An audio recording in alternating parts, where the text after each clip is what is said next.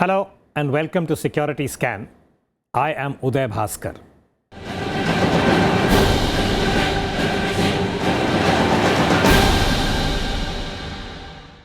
This week we examine an issue that is often referred to, namely cybersecurity. And we will seek to review it in relation to India's composite national security. Along with cybersecurity, we will also include the ubiquitous global internet and the protocols that are associated with it. Cybersecurity is a broad spectrum phrase and relates to preventing any form of unauthorized or malafide access to a personal computer, a laptop, even a smartphone, or a major network, for instance, the national banking system or the railway network and such like, or a national information technology asset that also has military implications, and the list goes on. And as we who are cyber users are more than aware, whether it is for the email or the WhatsApp or net banking or now Paytm, we are all dependent on the internet and hence potentially vulnerable. As always, to discuss these issues, we have an eminent panel, Mr. Subimal Bhattacharji, who is a well-known global cyber analyst, Mr. Nitin Desai, a former Under-Secretary General of the United Nations and an advisor to the Secretary General on Internet Governance, and Major General P.K. Mallick, formerly on the faculty of the National Defence College and often referred to as a cyber guru, right, PK? Now, what is it about cybersecurity that we should be looking at in relation to India? Let me turn to you first, Subimal. Perhaps you could explain to our viewers what is cybersecurity and why should India be looking at this in a focused manner? So this is just 21 years that public internet has come to India. And right now we are about 46 crore subscribers for internet users in the country. And there is still a long way to go. But having said so, the pace of growth, the number of applications, the pace at which usage is increasing, I think, it is all pushing us towards a digital society.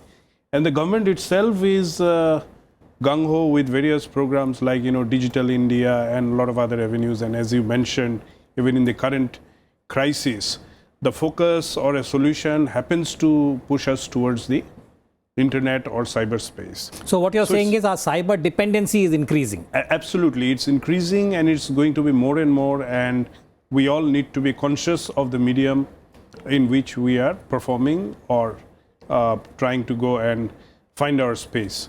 Now, having said so, security is, of course, you can think it much in terms of a negative connotation. Now, when all this growth is happening, there are many issues that come up with the usage of the medium.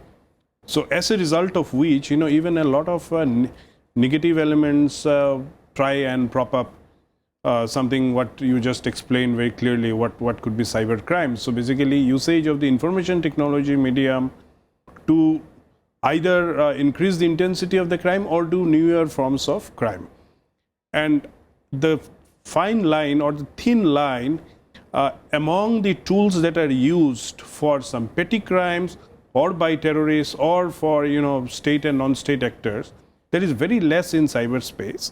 And most importantly, the absence of any geographical constraints makes it quite a bit of a concern. Hence, from a national perspective, I think we need to look at cybersecurity in a composite even from way. A security perspective. Mr. Desai, if I could turn to you, when it comes to cyber and internet, you are like the man who knows too much, meaning that you have so much experience, you've been head of various task forces, including the one most recently that the IDSA, the Institute for Defense Studies and Analysis, had put out. How would you, again, I would say, describe the correlation between the internet and its current protocols and cybersecurity for a country like India? I would say the most important thing that we have to recognize about the internet is that it is almost designed to be a system where you couldn't attribute. For a layperson, the way I would describe the internet protocol is it's like passing a note in class. When I write a note, it's meant for you, you're sitting at the other end of the room. I pass it to one person next to me.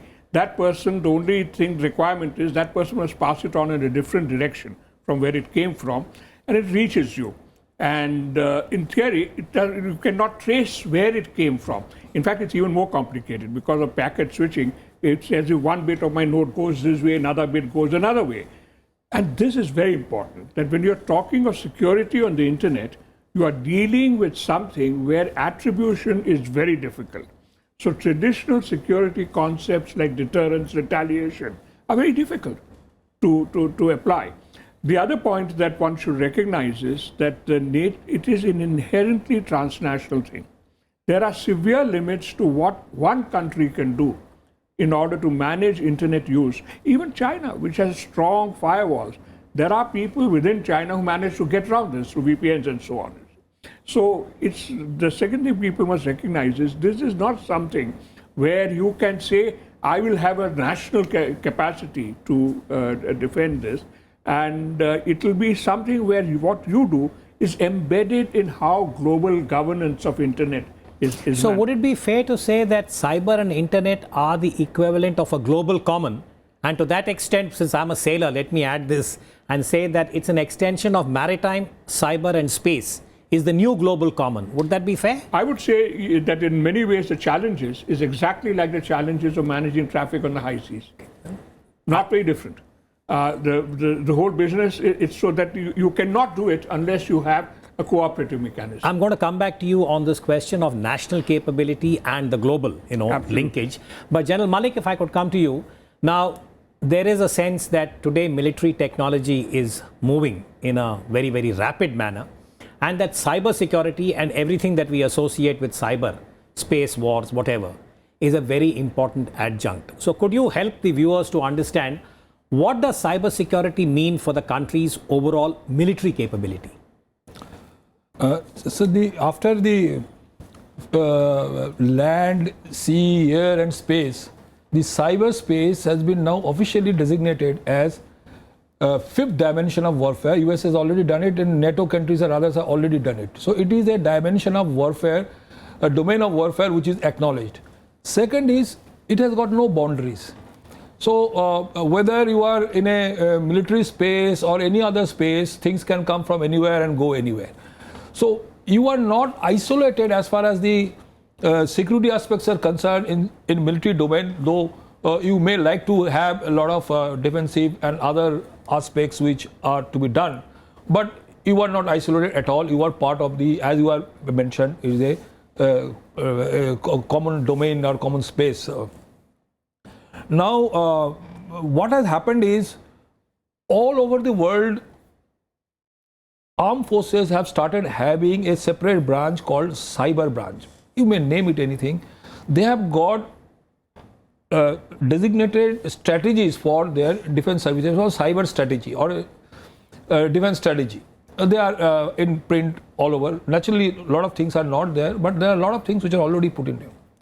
Now, what happens is the armed forces have to take the lead now in various places to help the country to defend it, as well as for deterrence and other offensive aspects. The entire networks that we are talking about. Yes. But PK, I'm going to come back to you on this. If you remember, in 1991, we had the war for Kuwait, which the United States had then embarked upon. And one of the standard kind of reductions of that war is that in the first phase, the United States was able to stun the adversary, meaning that there was so much of cyber power. But I'll come back to that in the Asian context. Mr. Desai, I want to come back to you.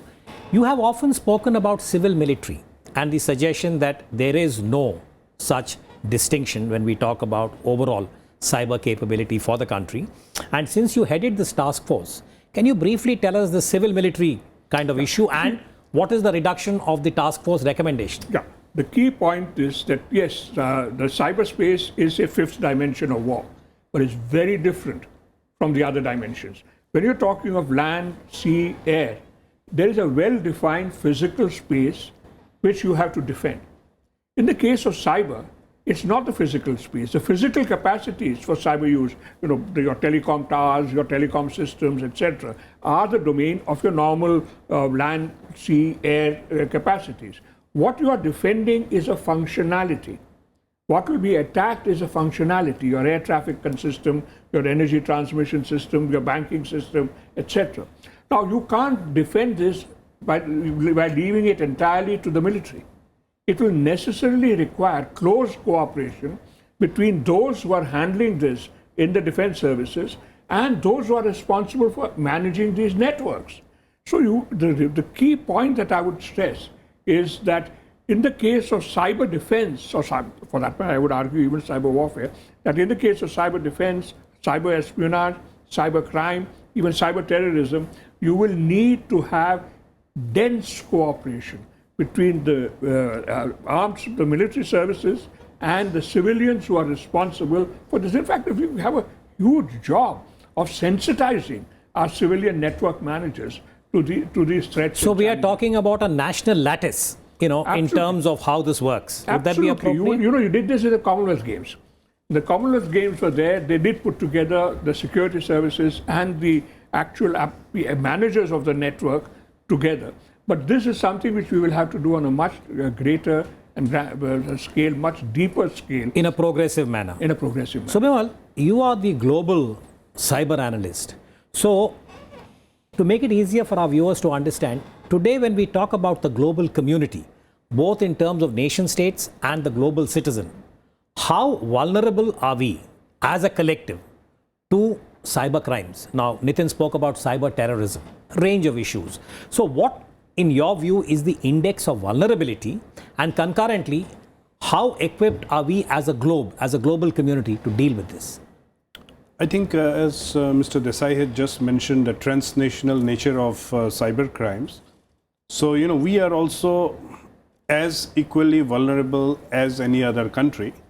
But then, many of the think tanks and other indexes have started positioning countries or assets or critical infrastructures. I think we need to do a lot. I don't say that we are one of the worst, but we need to do a lot, and this is a very dynamic process where you regularly need to upgrade your networks, you regularly need to put in managed security services, you need to have a control of what assets you have, and of course do it dynamically. I don't think that we are not conscious of the fact. I think we need to do a lot of investments nationally as such. We have defined and announced a national cybersecurity policy in 2013. There are very well laid out 14 parameters, but I think the implementation has to be far much faster. At least with the present government, some extra momentum has come. But the other dimension, Commander Bhaskar, is that because this is so much global in nature, and the level of discussions, dialogue and diplomacy has to be very, very enhanced and engaging. Far more nimble than what we are now. I think that pace has increased. We lost a great opportunity maybe in the last 5-7 years as a nation to come forward. We have had our illustrious Mr. Desai leading the whole efforts by the UN.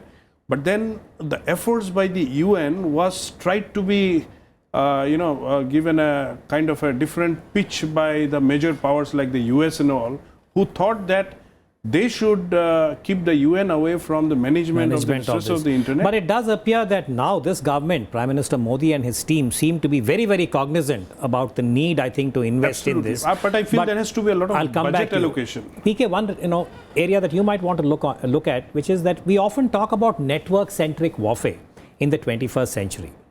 So when we talk about Asia, and this is where, again, perhaps I'm pushing you a little bit on this, how would you, qualify, or how would you sort of assess the major powers and their capability when we talk about cyber, networking as far as military capability is concerned? And here we're really talking about China, Japan, India, and maybe some of the ASEAN countries. So what is your assessment? A, network, centric warfare and 2, individual capabilities. Before we start, just one point about what Mr. Desai has said. It is a very important point he has made. I entirely agree with him. You know, Subimal has talked about 2013 cyber security policy, which was enunciated. There is an organization which is supposed to come up called National Cyber Coordination Center. This is exactly what Mr. Desai was referring to, all the stakeholders to come and sit together to look at the holistically what is the requirement of the cyber security. Unfortunately, in our case, 3 years have passed. I don't want to be critical, but now we move a little slowly, where the things are moving very fast in the cyber domain. So nothing much has happened. As far as you can be constructively critical, don't worry. Okay, thank you, sir. You know, the same thing was felt by UK. Last year, September, they asked for this, and this year, September, their Prime Minister inaugurated the same center. So this is the kind of speed which we have to see. Unfortunately, no, I think implementation in India has generally been, I would say, an area of domain concern. Can afford to do that because things are moving very, very fast. So now coming back to your point, sir, globally, you know, US is, whatever people say, US is the boss in everything. Russia, again, a very big player. But China increasingly has got a very big player in this, and the type of IPR thefts that they have done.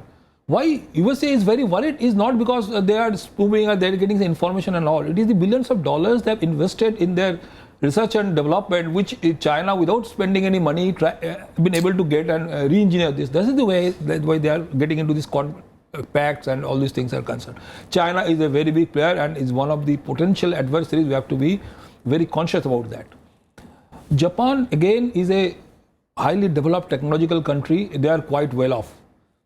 The other countries, these Korea, South Korea and all are quite good. But coming back to our immediate neighborhood, say Pakistan, you should not take Pakistan like the first virus was made by a Pakistani guy. And they are quite good. The type of attacks which are coming from Pakistan to our defense services, forget about others, is a very, very carefully crafted, designed things which are coming. There are open domains, there are reports which are available, you can have a look at that. And the most important and critical part is, I am not sure whether Pakistan and China has joined hand in cyber domain. The short answer on that, PK, is yes. But I'm going to come back to that because China and Pakistan today have, I think, a pattern of cooperation in many of these strategic determinants. So to that extent, again, as an analyst, I would conjecture the answer is yes. But that's a complex subject. I'll come to it. Nitin, could I request you? You've been the chairman of the task force that the IDSA report had put out. You've been a member of the National Security Advisory Board. You've been advisor to the UNSG. So in terms of all these recommendations, you spoke about the linkage between the global and the national. If you were to prioritize policy issues, this is a channel where parliamentarians would benefit from your inputs. What would you prioritize for the government of the day? I would say first, one priority which hopefully is being done is you now have defense services which are heavily dependent on network activities. And so make very sure that that part of the system is well managed, well protected, and well. That I suspect is already being done. And I would not dwell on that. Beyond that, in terms of attacks on you, prioritize. Look, an attack which defaces your website is no great change. Okay, deface your website in less than in an hour or so, you can get rid of it. Don't worry about that. And a lot of the attacks across our border are trivial attacks like this. What you should start worrying about is the stuff which will attack functionality. Your SCADAs, supervisory control and data acquisition systems. We have the famous case of the Stuxnet, which was something which was used basically to cripple Iran's Iranian program, centrifuges. There's a growing development of an Internet of Things, where the Internet is used for control processes. I would say start focusing first on the things where you are totally dependent on these types of systems, semi-automated systems, which are working through the Internet. So it is the equivalent, in the military sort of jargon, we talk about VAs and VPs, vital assets and vital positions. So we should really prepare a very interesting example. As you know, there are ethical hackers, and one ethical hacker told me a case of a Swiss power plant, a nuclear power plant. we thought it was very safe because they had a completely independent management control system and a completely independent operating system. He got into the operating system and managed to get into the operating system to control the rods. How? Because there's a tiny sliver of a connection between the operating system and the management information system, which is generally accessible on the production data. So he could enter He found that, he went in and he could control the rods. Now that is what one should be worried about. Focus on on the things which are close to being the Internet of Things, which are network dependent for control processes. Start with that and make very sure you have that. What we have to do there is also look at our equipment. We are importing a lot of equipment. We don't know how much of that may have been tampered with or programmed for control purposes. So much more rigorous testing of the stuff that you import on telecommunications, should be power kept grid in mind. management, air traffic management, etc., etc. I'm not sure we are organized. I know that in terms of scale, what China has is way, way ahead of us in terms of numbers. And we're not looking at a difference of one. So as always, I presume resources, we need to invest more both financially and in HR. But Subimal, can I come to you? You know, we talk so much about cyber. We have already identified our own dependency. And the number of internet users in India is moving up every year, year after year. Two issues here. Where do we store all our cyber data? Now, for instance, at one time there was talk about using the Andaman and Nicobar Islands for storing certain critical data. More recently, technology has allowed the cloud, for storing personal data, if nothing else. So how would you sort of assess this whole question of storage and the safety, security of what you store in terms of cyber data?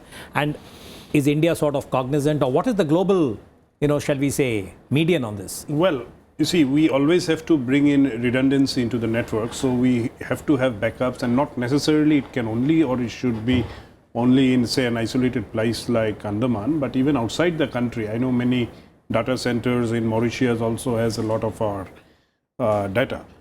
But there is a larger focus that is also happening globally by many countries about trying to localize the data. And even, we have also been talking to some of the big social networking websites like Google, Facebook and all, that they must localize, or India-related data should be specific to India. In fact, Russia has been very proactive on this at this point of time. Now, these are issues that will all be thrashed out in all the internet governance-related discussions that are coming or happening. But what's most important is to realize that, as Mr. Desai had also mentioned, the critical infrastructures, the priority with which we need to protect, defining critical infrastructures and the standard operating procedures and everything, I think we need to really focus on that. Because, very recently we have had this issue of banking card, debit card issue. On that. Yes. Luckily, we got away, we didn't lose much. The amount of money that went out was less. But then cards which were cloned as far as back in China and US primarily were seen. So I think we need to prioritize at this point of time. Well, I think on that note, it's very evident that cybersecurity has many degrees of relevance as far as India is concerned.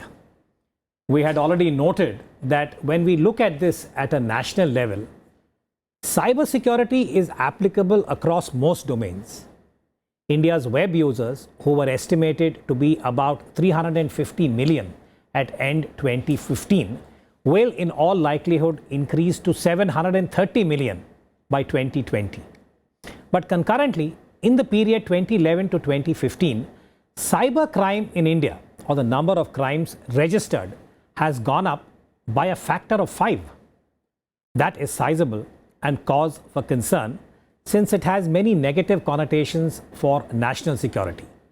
Incidentally, the lead states in this registry of crime are Uttar Pradesh and Maharashtra.